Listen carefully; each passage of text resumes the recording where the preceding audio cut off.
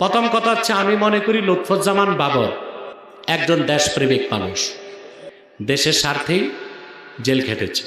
10 truck অস্ত্রের সাথে আমার মনে হয় না বাবরের সম্পর্ক ছিল। অন্যায়ভাবে ভারতের লুৎফুজ্জামান বাবরকে আর ওই সময়ের কিছু পুলিশ অফিসারকে দায়ী করেছিল। সাবেক স্বরাষ্ট্র প্রতিমন্ত্রী বাবর তিনি মুক্ত হচ্ছেন। আজকে মুক্ত হয়েছে নাকি? হয়ে গেছে। আমার কথা হচ্ছে, বিনা অপরাধে একটা মানুষকে 17 বছর জেল খাটানোর পর আদালত বলছে নির্দোষ। ইসলামের দৃষ্টিতে তার ক্ষতিপূরণ কি? সুন্দর প্রশ্ন। প্রথম কথা হচ্ছে, আমি মনে করি লুৎফুজ্জামান বাবর একজন দেশপ্রেমিক মানুষ, দেশের স্বার্থেই জেল খেটেছে।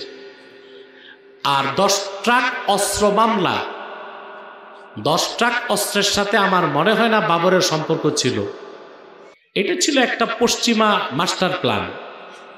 অন্যায়ভাবে ভারতের লুৎফুজ্জামান বাবরকে আর ওই সময়ের কিছু পুলিশ অফিসারকে দায়ী করেছিল।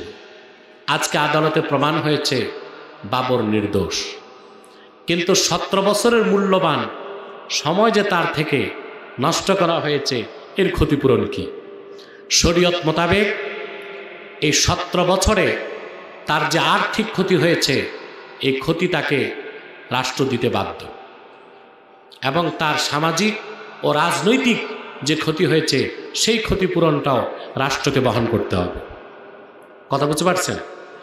শুধু বাবর সাহেবের ক্ষেত্রে না, আমাদের দেশে অসংখ্য নিরীহ নিরপরাধ মানুষ জেল খাটে না? এই যতগুলো মানুষকে 15 বছর আয়না ঘরে রাখছিল, এরা কি ক্ষতিপূরণ পাইছে? কোনো ক্ষতিপূরণ তো পায় না।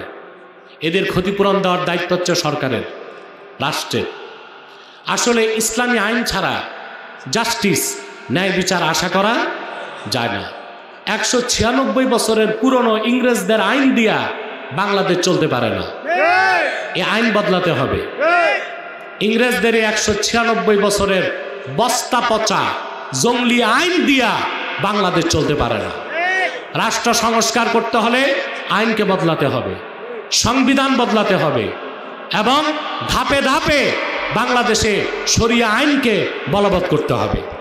আল্লাহ আমাদেরকে তৌফিক দান।